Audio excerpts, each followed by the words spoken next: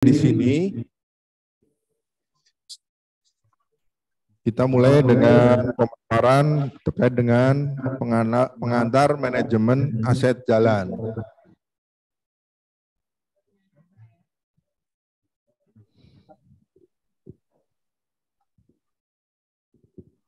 Tujuan dari pelatihan modul 1 itu adalah pengenalan terkait dengan teknik manajemen aset jalan, kemudian terkait dengan proses perencanaan, pemrograman, dan penganggarannya. Kemudian yang ketiga itu nanti ada demo PKRMS tadi yang kita download bersama-sama. Bagaimana pengoperasian PKRMS. Jadi satu hari ini kita akan belajar terkait materi modul. Sebetulnya ini sudah modul 1, modul 2, dan modul 3. Dalam mungkin sekilas, karena untuk detailnya, untuk prakteknya besok seharian juga. Kemudian setelah dari lapangan hari ketiga kita classroom lagi untuk analisis dan pemrograman dan pembuatan laporan, baik laporan statistik atau laporan dalam bentuk spreadsheet maupun laporan dalam bentuk spasial informasi ya.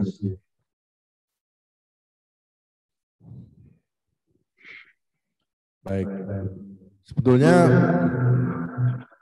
pengertian dari teknik manajemen aset jalan itu ada beberapa definisi, sebetulnya ada dari Ashroth, ada dari Asto. Nah, kemudian karena Kiat itu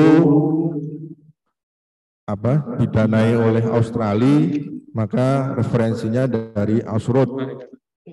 Intinya bahwa teknik manajemen aset jalan itu adalah pendekatan yang menyeluruh, sistematis, dan terstruktur atas pemeliharaan infrastruktur fisik jalan dengan mempertimbangkan aspek teknis, kemudian ekonomis, kemudian aspek bisnisnya juga ada, dan pertimbangan lingkungan untuk jangka waktu yang lama. Gunanya apa? Untuk memberikan servis atau pelayanan yang efektif bagi user, bagi pengguna infrastruktur fisik jalan itu, dan juga bagi pengambil kebijakan, sehingga dalam merumuskan suatu program atau kebijakan itu selalu didasarkan kepada tidak semata-mata kepada infrastruktur fisik jalan ansih, tapi juga semua data yang terkait dengan aset jalan. Itu ya.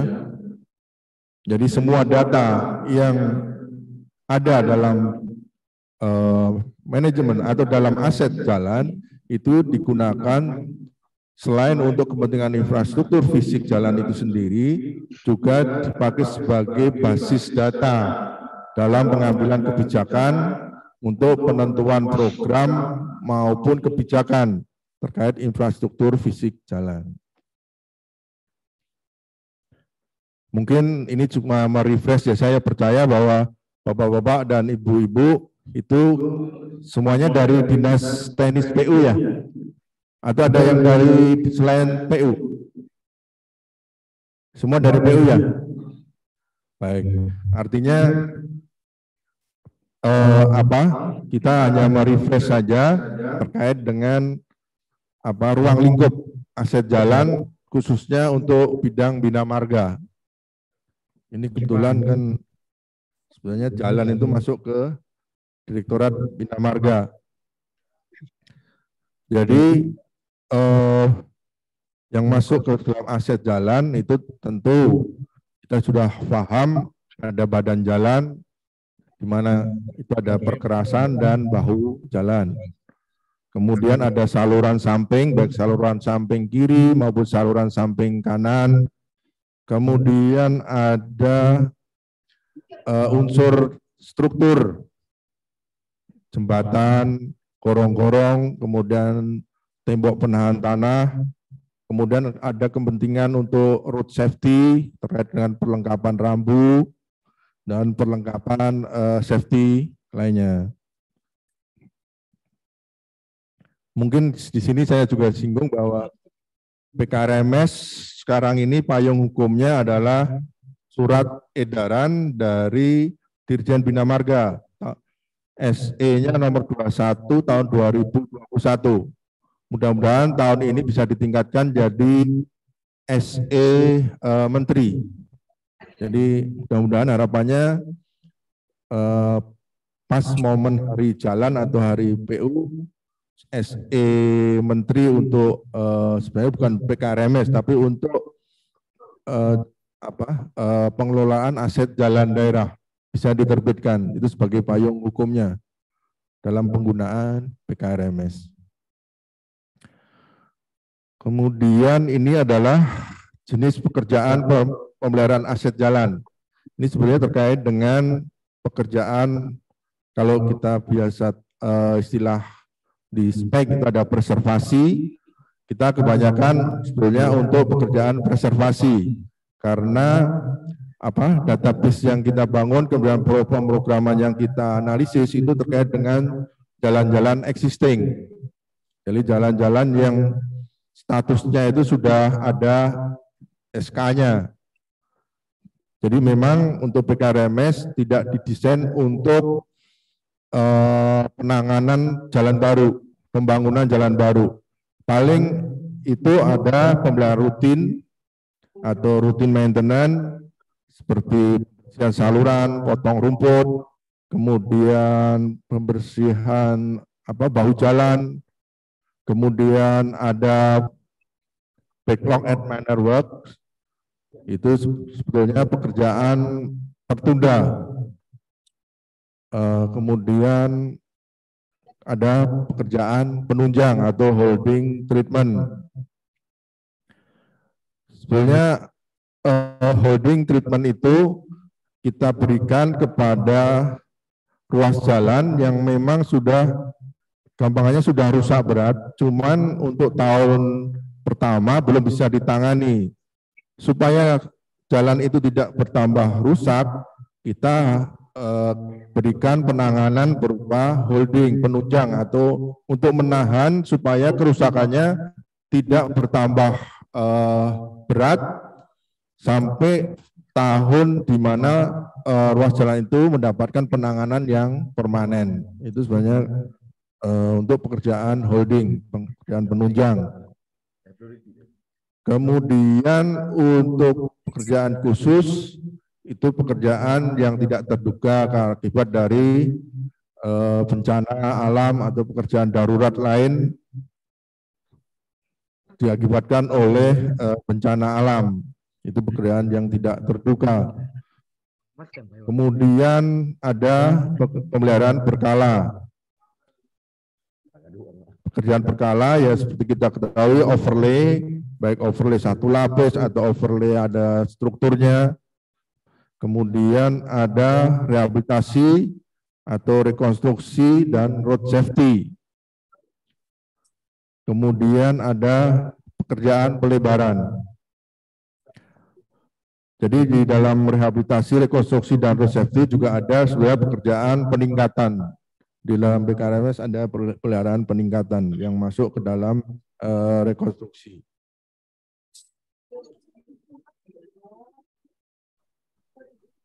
Mungkin kita sambil diskusi, nggak apa-apa. Kalau ada yang perlu tanyakan, monggo silakan.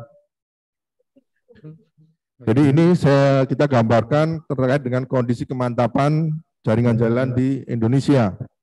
Tadi sudah disinggung oleh Pak Kapus bahwa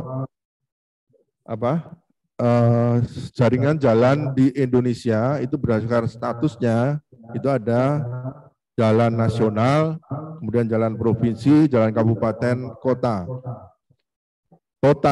Seluruh total jaringan jalan di Indonesia itu hampir 450 ya, di mana komposisinya itu 9% itu adalah jalan nasional, Kemudian dari 9% jalan nasional, kemantapannya dalam kondisi baik dan sedang itu 91% mantap, kemudian kondisi perkerasannya itu 96% aspal. Kemudian untuk jalan provinsi itu sekitar 11% itu jalan provinsi. Jadi 9% jalan nasional, 11% jalan provinsi, di mana tingkat kemantapannya itu baru 68%. Kemudian perkerasannya baru 76% aspal. Kemudian kalau kita lihat dari komposisinya, jalan kabupaten atau kota itu hampir 80%. Di mana tingkat kemantapannya itu 57% mantap, kemudian kondisi aspalnya baru 60%. Ini adalah data tahun 2000, memang data tahun 2021. Jadi memang kalau kita bicara tentang sistem jaringan jalan secara nasional, mau tidak mau bahwa harus pemerintah pusat juga harus memperhatikan jalan daerah, dalam hal ini jalan provinsi dan kabupaten. Karena kadang-kadang kita lewat jalan nasional kondisinya mantap, setelah masuk ke jalan daerah, kita tahu sendiri kondisinya, mungkin beberapa daerah mengalami permasalahan terkait dengan kemantapan. Padahal kalau kita bicara konektivitas, harusnya jalan nasional dan jalan provinsi, kabupaten, itu harus ada kesinambungan, harus ada konektivitas yang bagus. Tapi itulah realita yang ada di negara kita, di Indonesia. Bahwa tingkat kemantapan itu untuk jalan daerah itu baru sekitar 60%. Masih ada sekitar 40% yang dalam kondisi tidak mantap. Nah, ini adalah sebenarnya konsep dasar penanganan aset jalan. Mungkin Bapak-Bapak dan Ibu sudah pernah dapat materi ini bagi yang sudah pernah ikut maupun yang memang pernah belajar terkait dengan aset jalan. Grafik di sebelah kiri itu sebenarnya menggambarkan suatu kondisi jalan dalam suatu rentang waktu tertentu. Kemudian di situ dibedakan ada penanganan dan tidak ada penanganan. Jadi ada perbedaan waktu sebetulnya. Kalau tidak ada penanganan, itu kondisi jalan itu akan cepat rusak atau cepat menurun kondisinya. Namun demikian, kalau kita ada intervensi pada tahun-tahun tertentu dengan misalnya pemeliharaan berkala atau dalam waktu tertentu kita rehabilitasi, maka umur jalan itu akan bertambah panjang. Sebenarnya konsepnya seperti itu. Sering saya sampaikan analoginya kalau kita beli motor baru atau mobil baru itu kan ada pemeliharaan berkala. Berapa? 10.000 km, 50.000 km, atau 100.000 km. Harapannya apa ya? Itu supaya motor atau mobil kita itu bisa bertahan lama. Sama sebenarnya kondisinya dengan jalan. Jalan itu juga perlu perawatan, perlu pemeliharaan agar supaya kondisi jalan itu bisa sesuai dengan desain life yang direncanakan di awal. Kemudian ini ada suatu studi, ini yang gambar bawah. Itu ada 3 grafik. Yang di atas, yang pilihan 1 itu menggambarkan bahwa kita selama kurun waktu 20 tahun itu hanya mengeluarkan uang untuk modal pembangunan atau modal bikin jalan. Itu kira-kira di tahun ke-0 itu kita bikin perbaikan atau pembangunan jalan. Kemudian tahun-tahun berikutnya itu tidak ada intervensi atau tidak ada pemeliharaan. Dibutuhkan lagi modal untuk pembangunan seperti baru itu di umur ke-8 tahun dan umur ke-16 tahun.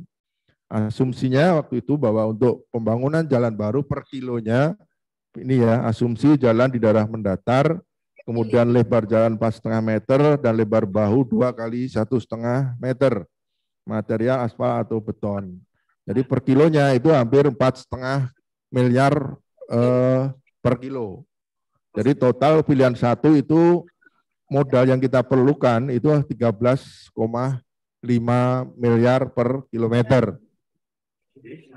Sebaliknya untuk pilihan yang nomor pilihan satu hanya M, pilihan satu M plus PB. M itu maintenance plus modal dan pemeliharaan berkala. Jadi kita bikin jalan baru di tahun ke-0, kemudian setiap 6 tahun itu dilakukan pemeliharaan berkala sampai mencapai umur 20 tahun.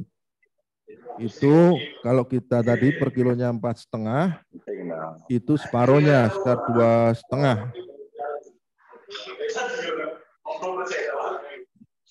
2,1. Jadi total habisnya 10,8 miliar per kilometer. Itu untuk pilihan satu, modal ditambah dengan pemeliharaan berkala.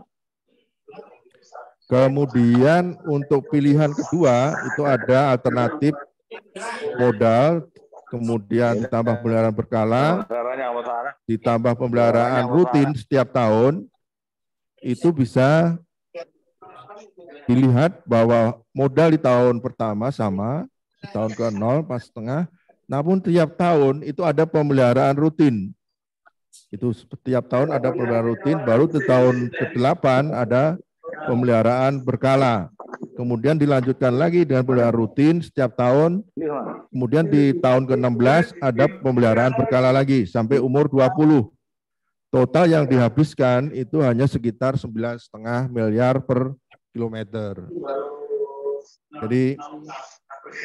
Jadi tentu kalau kita lihat secara ekonomis bahwa pilihan kedua yaitu mengandalkan modal pada tahun 0, kemudian ada intervensi pemeliharaan rutin setiap tahun, kemudian pada siklus 6 tahun kita pemeliharaan berkala, maka total modal atau biaya yang kita keluarkan selama 20 tahun itu hanya sekitar 9,5 miliar per kilometer. Kalau dibandingkan antara pilihan satu hanya M dan pilihan kedua MPB plus PR itu tentu ada selisih sekitar 4 miliar per kilometer per tahun. Jadi secara ekonomis lebih menguntungkan yang pilihan 2. Itu kira-kira gambarannya terkait dengan konsep dasar penanganan aset jalan. Memang di dalam PKRMS itu lebih ditekankan sebetulnya kepada pemeliharaan, konsep pemeliharaan. Jadi nanti mungkin kalau kita nanti sampai ke proses analisis, jadi pada saat menghitung kebutuhan penanganan, itu akan didahulukan untuk penanganan pemeliharaan rutin dahulu. Jadi akan dihitung pemeliharaan rutin dahulu, setelah ketemu nilai kebutuhannya, dia akan dikunci, di-lock dulu. Jadi pada saat Bapak-Bapak dan Ibu-Ibu membuat analisis dan pemrograman, nanti nilai pemeliharaan rutin, yaitu pemeliharaan rutin dan backlog itu akan dikunci. Jadi dihitung dulu, harus Bapak-Bapak, Ibu-Ibu penuhi dulu. Baru bisa kita bicara terhadap penanganan pemeliharaan yang lain, yaitu terkait dengan major work-nya, apakah berkala atau rehabilitasi atau rekonstruksi. Tapi yang jelas pada tahun pertama itu harus dialokasikan dulu berapa kebutuhan untuk pemeliharaan rutin. Itulah yang mendasari studi ini kenapa kita terapkan di dalam PKRMS. Jadi setiap menghitung kebutuhan, nanti PKRMS akan menghitung dulu pemeliharaan rutinnya berapa sih butuhnya, kemudian dikunci. Bapak nggak bisa ngerubah apa-apa di situ. Sudah di-given sama sistem. Baru nanti untuk pemeliharaan major work-nya Bapak baru bisa laksanakan setelah terpenuhi pemeliharaan rutinnya. Itu dalam proses analisa dan pemrograman nanti.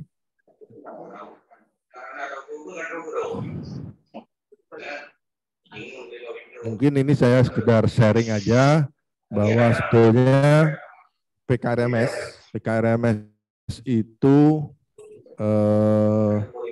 awalnya atau laboratoriumnya itu dulu di NTB karena pada saat itu ada program hibah dari pemerintah Australia di mana pilot project-nya itu di NTB 2013-2014.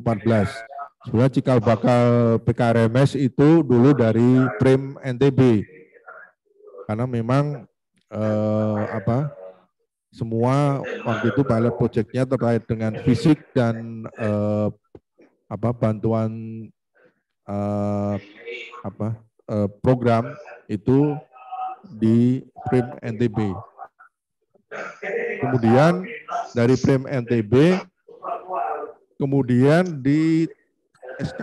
ditingkatkan ditarik ke pusat. Pusat punya program hibah jalan daerah dan juga PRIM juga. Nah, ini sebaran wilayahnya sampai saat ini. Jadi ada sekitar 24 Pemda yang masuk dalam daftar program hibah jalan daerah dan PRIM. Mungkin kalau bisa saya sebutkan, ini ada sebetulnya yang hijau itu fase 1. Fase 1 itu karena program PHJD itu 3 tahun, jadi programnya multi years, cuman kontraknya tetap single years. Jadi untuk fase 1 itu dulu di Provinsi Babel dan Kabupaten Belitung. Temanya waktu itu ini adalah temanya KSPN, Kawasan Strategis Pariwisata Nasional. Jadi Kabupaten Babel dan Belitung itu masuk karena di sana ada KSPN, 10 KSPN prioritas ya, Tanjung Kelayang, kemudian Jawa Timur di sini karena ada KSPN Bromo Tengger Semeru. Yang masuk ke program PHJD dan PRIM itu Provinsi Jatim, Kabupaten Malang, Kabupaten Pasuruan, dulu ada Kabupaten Lumajang, kemudian ada Probolinggo untuk PRIM-nya. Kemudian di Provinsi Sultra dan Wakatobi, karena ada KSPN Wakatobi. Kemudian Provinsi NTT dan Manggarai Barat, Kabupaten Manggarai Barat, karena ada KSPN Labuan Bajo.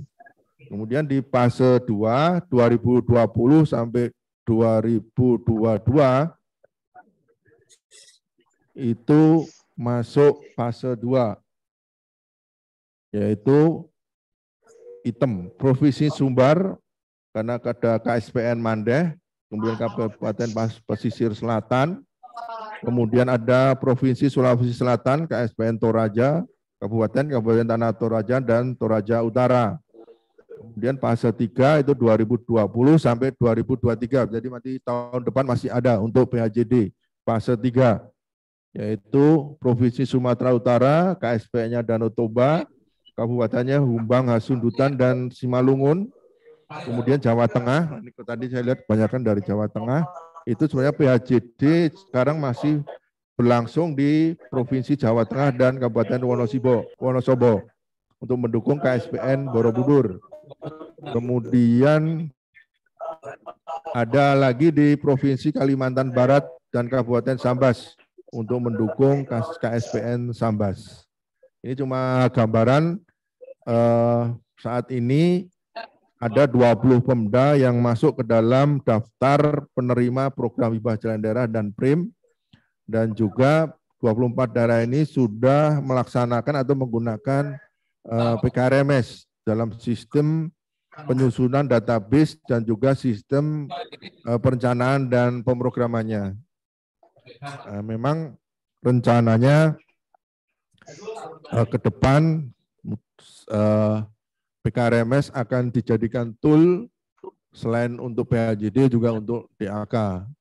Jadi untuk daerah-daerah baik provinsi, kabupaten, mungkin kota yang ingin melakukan survei kondisi jalan untuk program DAK, sepertinya akan diwajibkan menggunakan tool PKRMS untuk pemenuhan data baik untuk verifikasi ke balai maupun ke P2JN-nya maupun ke pusat. Makanya sesuai dengan surat edaran Dirjen Bina Marga, diharapkan selama kurang lebih 5 tahun secara bertahap, semua daerah, baik provinsi, kabupaten, itu sudah bisa atau mengetahui, paling nggak mengetahui, bisa mengaplikasikan PKRMS. Nah, ini pengenalan PKRMS. Saya kira sampai di situ ada yang perlu didiskusikan, monggo.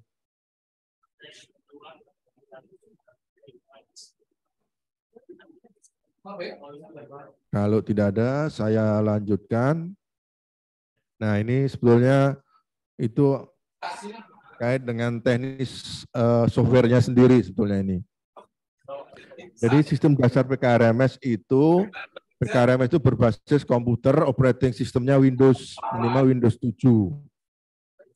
Kemudian dikembangkan untuk mendukung tadi perencanaan, pemrograman, dan penganggaran jalan daerah dalam rangka manajemen aset jalan daerah. Kemudian aplikasinya sebetulnya dibangun dengan bahasa Visual Basic, Microsoft Access sebetulnya, Microsoft Access Visual Basic.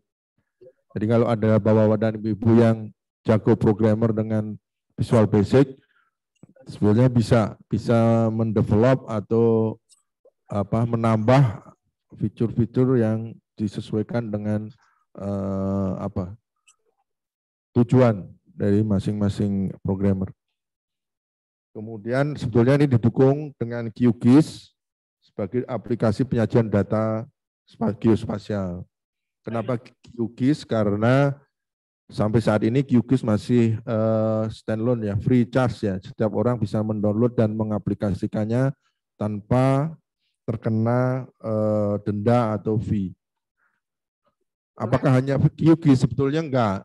Kalau bapak-bapak dan ibu-ibu punya ArcGIS atau MapInfo, sebetulnya bisa juga dipakai untuk penyajian data geospasialnya. Cuman PKRMS memang dari awal dia di-set atau dikembangkan dengan disupport oleh program spasial toolnya itu Quantum GIS.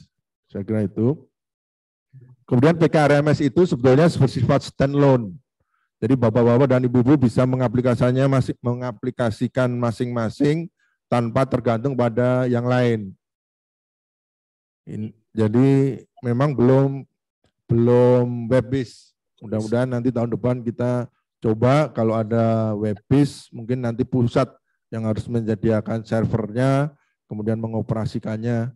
Tapi saat ini PKRMS masih bersifat standalone. Kalaupun mau pakai multi-user di daerah itu bisa, tapi harus pakai server atau lokal area network lah, bersifat lokal ya.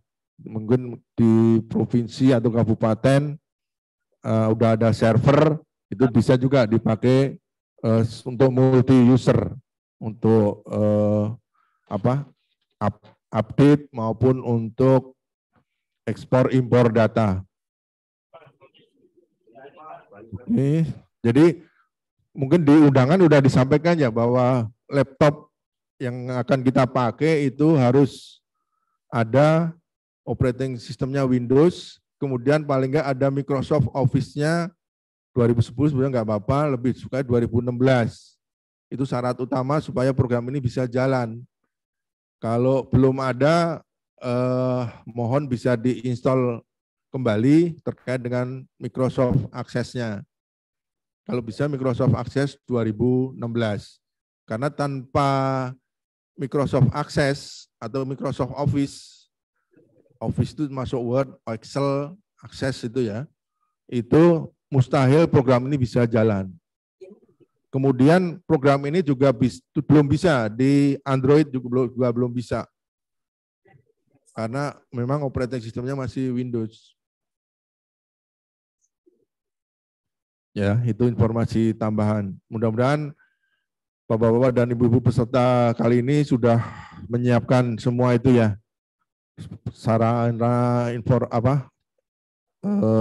tool atau software pendukung utamanya untuk bisa menjalankan program PKRMS. Sebetulnya kalau Bapak-bapak dan Ibu-ibu sudah biasa survei kondisi jalan, sebetulnya tinggal menyesuaikan. Kalau biasanya pakai form form manual, ini cuma diganti dengan form yang digital. Itu saja.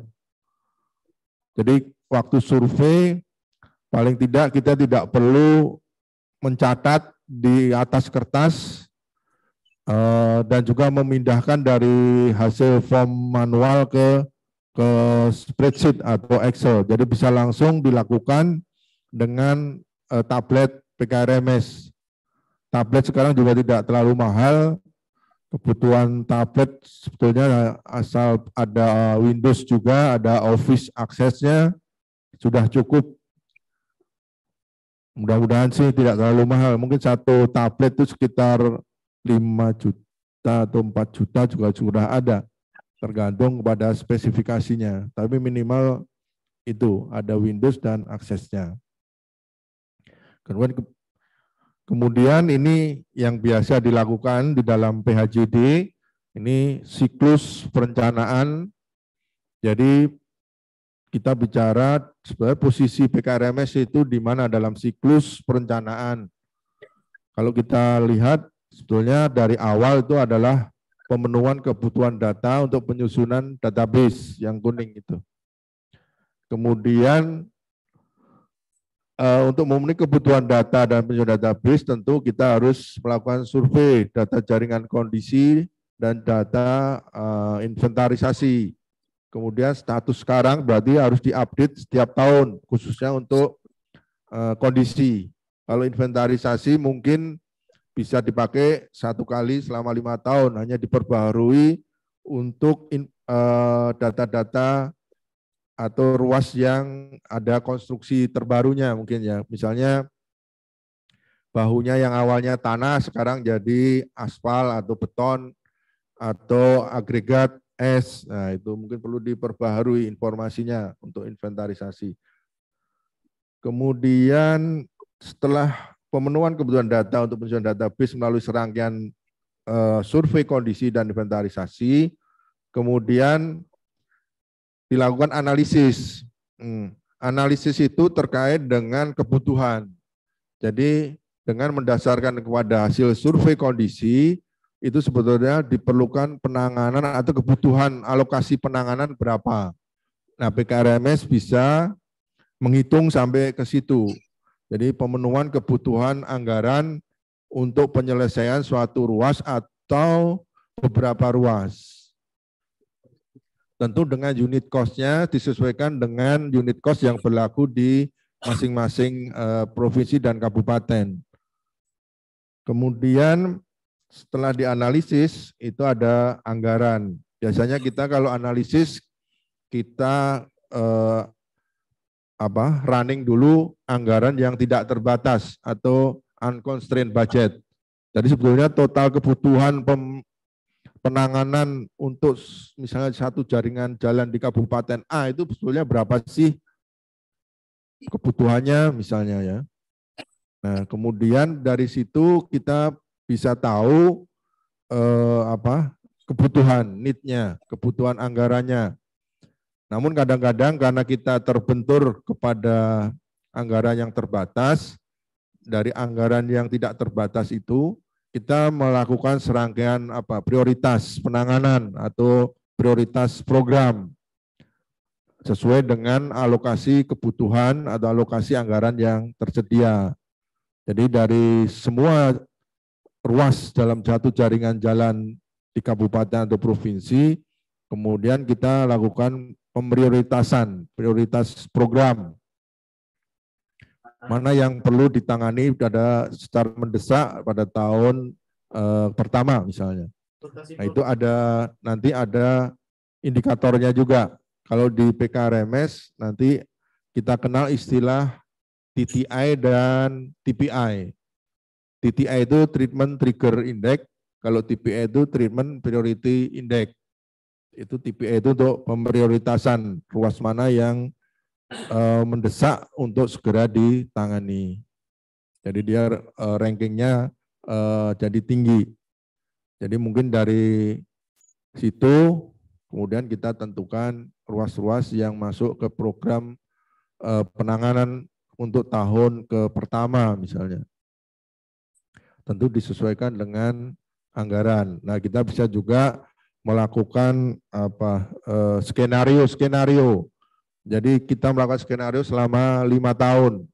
Jadi penanganan tahun pertama, jadi seolah penanganan bisa multi years, tapi kontrak tetap single years. Jadi penyelesaian musik misalnya kita punya ruas jalan 10 kilo, butuhnya misalnya 20 miliar, karena di tahun pertamanya cukup 5 miliar, maka kita bisa membuat skenario di tahun pertama, mungkin STA dari berapa sampai berapa tanganin dulu, kemudian tahun kedua STA selanjutnya sampai berapa, sampai satu ruas itu terpenuhi atau tuntas.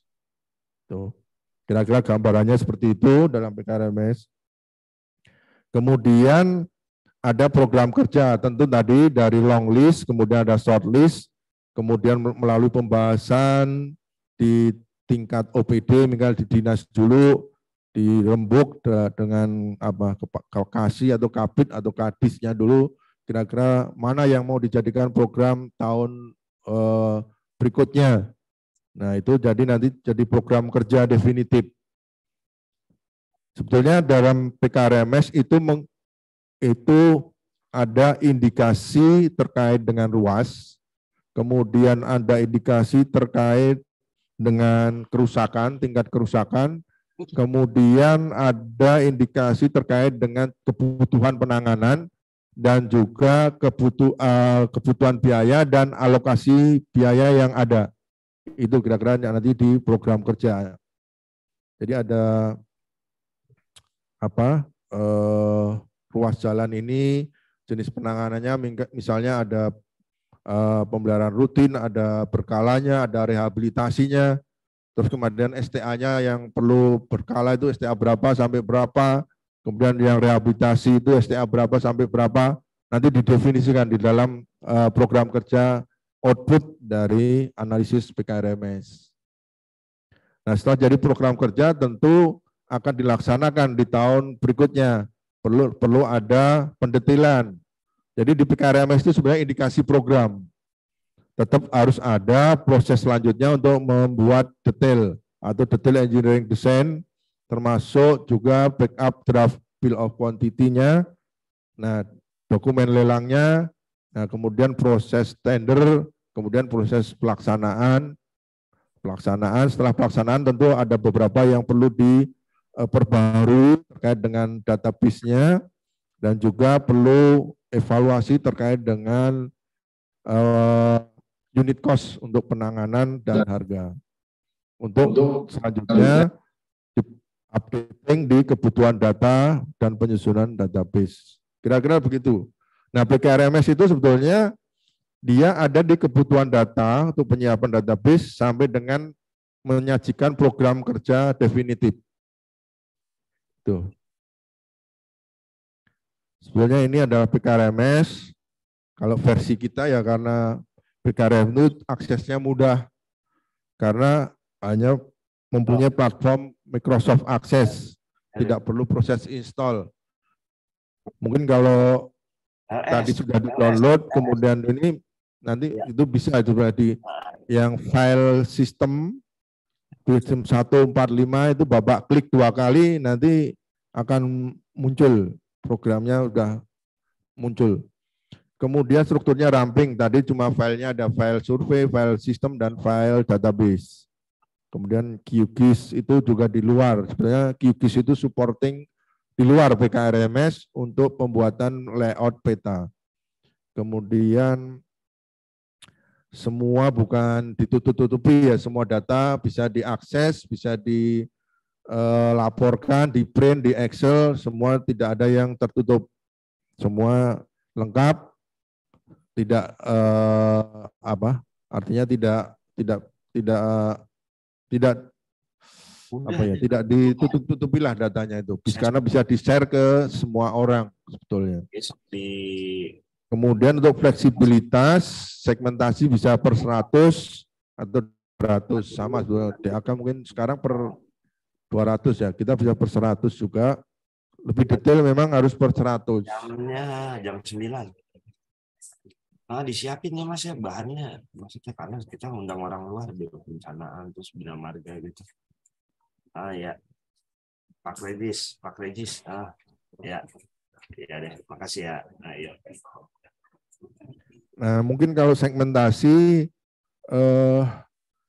kalau kita pakai datanya IRI, RAFO itu kan per 100 ya.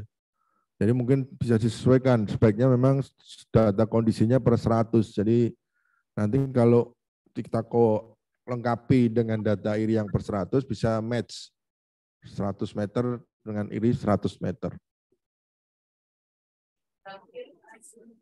Ini saya kira sudah dari awal ya. Perencanaan, survei, lebar dan jenis kondisi terkini, tingkat layanan, target analisa, laju penurunan. Ini tadi ruang lingkupnya pemeliharaan sudah. Kemudian untuk surveinya juga sudah.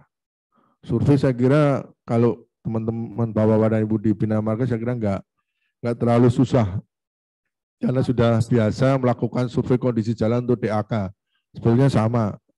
Cuman mungkin yang berbeda itu kalau kita biasa pakai form manual, kalau di PKRMS sudah kita tinggalkan form manual, itu aja.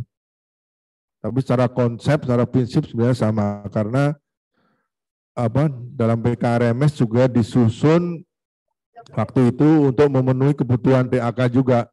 Jadi form-form yang manual itu SKJ 11, SKJ 21 itu sudah dipindah semua ke sini, Pak.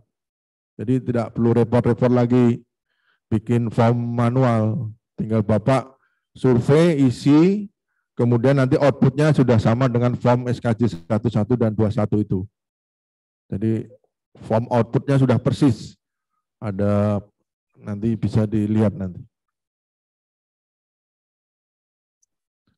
Sebetulnya ini diagram alir dalam PKRMS. Baru jam 10 ya. Gak ada isoma ya. Oke. Ada istirahat nggak, Mas Aris? Nggak ada ya? Nggak ada ya. Kita lanjut ya. Ini sebetulnya, kok mati?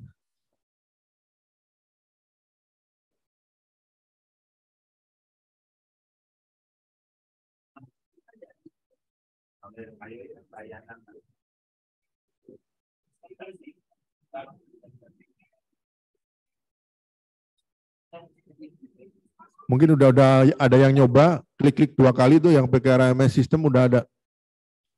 Tadi udah di-download kan yang nomor 1.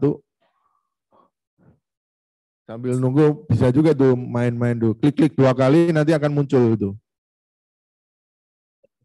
Struktur programnya, cara login-nya. Sinyal. Nggak ada itu ya.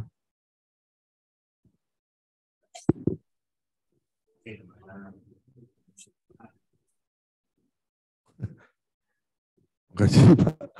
Jadi ini sebetulnya kita bicara decision tree-nya. Jadi di dalam PKRMS itu kalau digambarkan secara diagram alir itu akan seperti ini. Jadi data A, kotakan A, yaitu melakukan survei inventarisasi, survei kondisi, survei lalu lintas, kemudian ada juga survei center line dengan GPS. Kemudian setelah survei pemenuhan kebutuhan data survei terpenuhi, kemudian PKRMS akan melakukan analisis terkait dengan perencanaan siklus penanganan selama 10 tahun. Jadi di situ akan dianalisis misalnya selama 10 tahun itu penurunan kondisinya seperti apa dengan opsi kalau ada intervensi dan tidak ada intervensi. Jadi ada semacam pemodelan untuk menghitung tingkat penurunan kondisi jalan dengan atau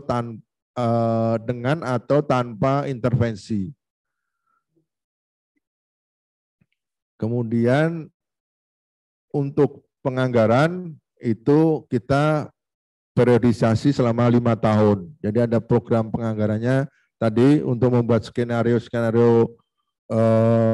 program penganggaran itu selama 5 tahun. Tadi yang saya sampaikan mungkin tahun pertama hanya ada cukup 5 miliar, cukup untuk misalnya 3 kilo. Nah itu 3 kilo itu yang mana dulu.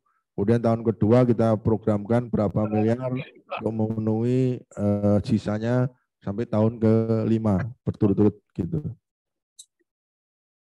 Kemudian itu penganggaran sudah, kemudian pemrograman secara manual terkait dengan pemaketan. Jadi dari beberapa ruas itu nanti kita bisa kelompokkan atau kelompokkan dalam satu paket. Jadi untuk pemaketan itu tergantung kepada planner atau perencana, tergantung pada kita. Misalnya ruas A, B, dan C ini kan dari satu ruas yang menerus misalnya. Bisa dijadikan satu paket. Tapi misalnya ruas A ada di ujung selatan, ruas B ada di ujung utara, ya itu kan nggak mungkin untuk dijadikan satu paket. Jadi dalam penyusunan paket itu harus ada pertimbangan kemudahan di dalam proses pelaksanaannya dan juga proses monitoringnya itu. Kira-kira begitulah. Kemudian ini ada satu. Nah ini dulu hasil konsultasi sebenarnya untuk pelebaran itu harus melihat pada kondisi kemantapan jaringan jalan. Waktu itu disyaratkan kalau untuk kemantapan jaringan jalan provinsi itu paling enggak sudah 70%, kemudian untuk kabupaten itu 60%. Harus kondisi jaringan sudah mantap baru boleh mengajukan program pelebaran. Nah ini itu sebetulnya untuk pelebaran itu kita memakai rumus itu volume capacity ratio VCR yang ada di MKJI itu. Intinya bahwa suatu ruas itu kapasitas dasarnya berapa, terus kemudian sekarang trafficnya itu sudah jadi berapa.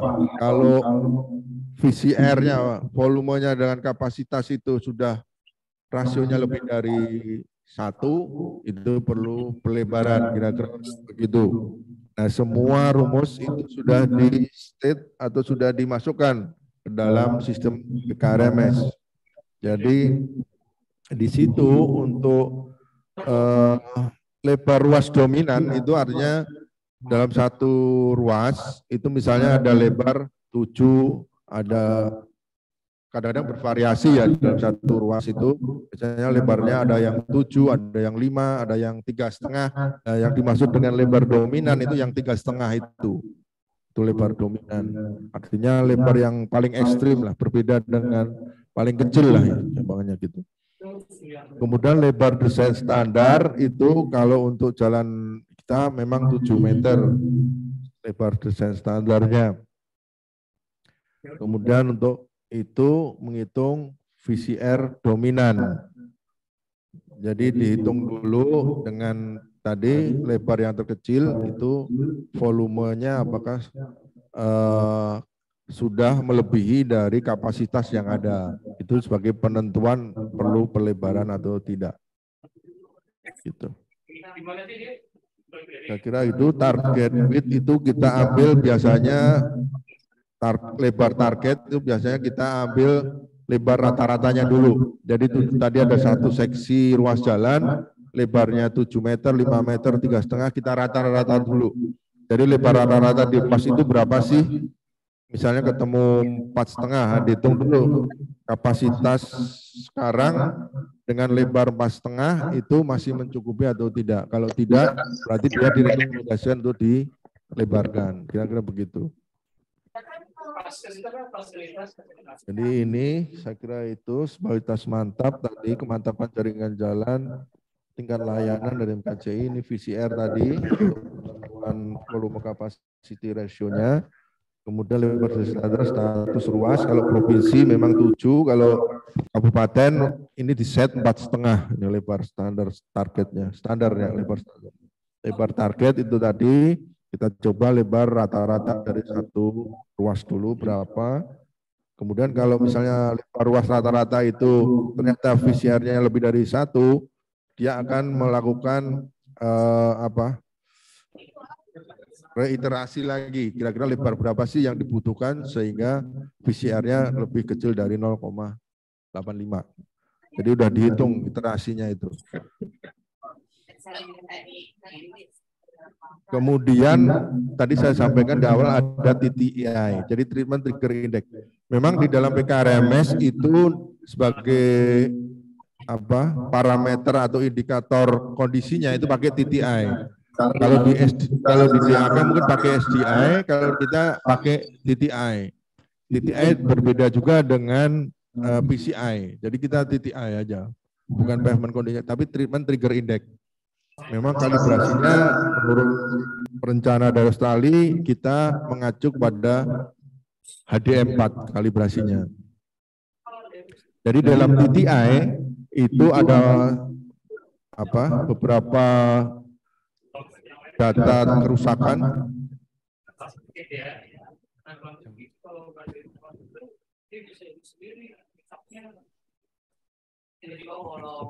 Oke. Makasih Mas Asep. Jadi ini mungkin kita ada waktu coffee break 15 menit. Mungkin sampai sini dulu ya. Ya.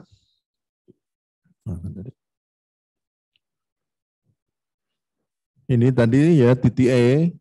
Kalau nilai TTA-nya tadi 0,75 sampai lebih kecil dari 100, maka dia masuk kategori rusak ringan. Kemudian penanganannya itu berkala. Kemudian kalau setelah ada penanganan, maka nilai TTA-nya tidak kembali ke 0, tapi kembali ke 10, nilai awalnya 10.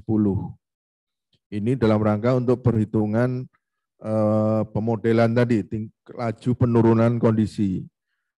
Kemudian kalau TTA-nya lebih besar atau sama dengan 100, maka dia kondisinya termasuk dalam kondisi rusak berat, sehingga penanganannya adalah rehabilitasi. Gitu ya. Jadi kita pakai TTI. Bukan SDI dan bukan juga VCI atau RCI. Bukan. Kita pakai TTI. Kemudian kalau untuk perkerasan tanpa penutup, misalnya jenis perkerasannya agregat maupun tanah, maka dia akan otomatis mendapatkan penanganan upgrading, peningkatan. Jadi dia otomatis nilai TTI-nya itu 150. Dia otomatis dikasih 150 kalau untuk yang tipe perkerasan tanpa penutup. Jadi gravel sama tanah, kalau di dalam PKRMS, dia akan mendapatkan penanganan upgrading otomatis. Gitu. Kemudian tadi ini pelebaran ruas sebelah kiri B1, B2 penentuan penanganan segmen ruas.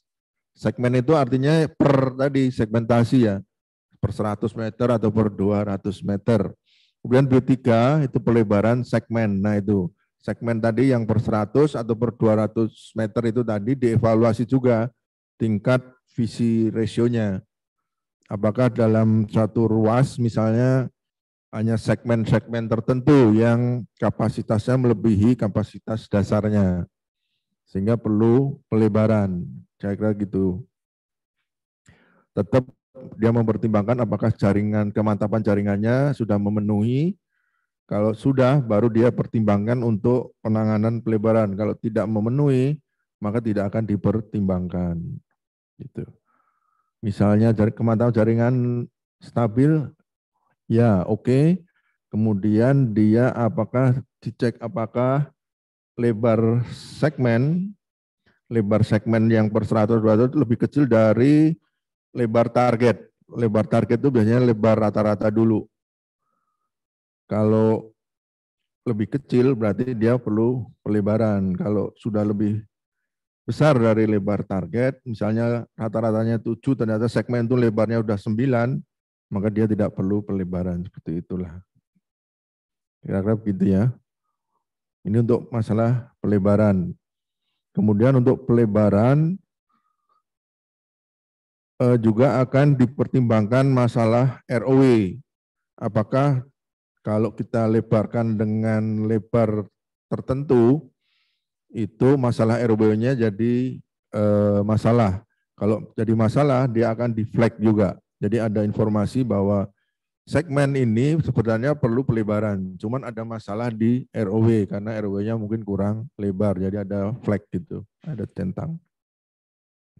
Nah, untuk menentukan apakah suatu segmen atau ruas itu perlu pelebaran atau tidak, itu ada beberapa pertimbangan yang harus diambil oleh planner atau oleh dinas. Apakah memang perlu dilebarkan? Kalau memang perlu dilebarkan, harus mempertimbangkan RC-nya, readiness kriterianya juga. Apakah perlu pembebasan lahan?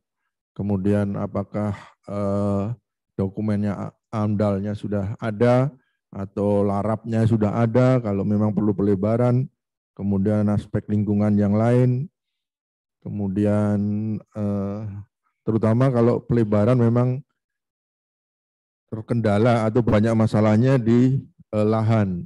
Nah, itu perlu dipertimbangkan juga. Kemudian terkait juga dengan prioritas, apakah memang sudah perlu dilebarkan atau masih cukup dengan penambahan misalnya bahu diperkeras misalnya. Itu perlu field engineering atau kebijakan-kebijakan yang perlu dirumuskan atau diambil oleh pengambil kebijakan di daerah. Hanya saja PKRMS sudah memberikan rekomendasi atau informasi. Nah, selanjutnya ya terserah Anda gitu aja. Kemudian itu tadi B3, kemudian C itu prioritas. Nah, prioritas ini terkait tadi untuk analisis dan pemrograman.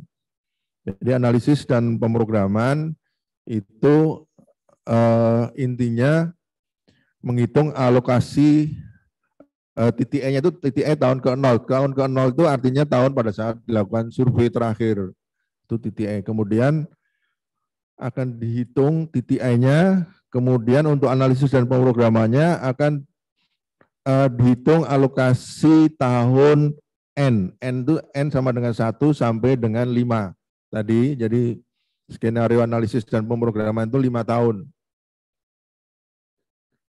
Kemudian alokasi tahun ke N, pembelian rutin dan RK, dan penganggaran untuk semua segmen, kemudian menghitung sisa anggaran. Nah ini tadi saya sampaikan kalau nanti kita sudah mulai exercise analisa dan pemrograman, maka dia akan memenuhi kebutuhan untuk pembelian rutin dan rutin kondisi dulu. Tadi saya sampaikan dia dihitung pembelian rutinnya, kemudian dikunci, baru kita bisa menghitung kebutuhan major work yang lain untuk berkala atau rehabilitasi atau rekonstruksi.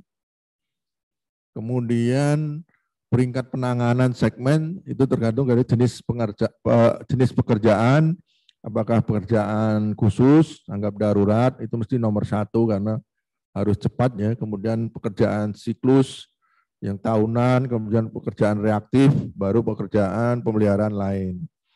Kemudian prioritas kelas urutan naik itu maksudnya pemprioritasan program itu kalau kita ada secara proyek ada komitmen proyek atau proyek komitmen, dia akan selalu dihitung awal, diprioritaskan untuk komitmen proyek.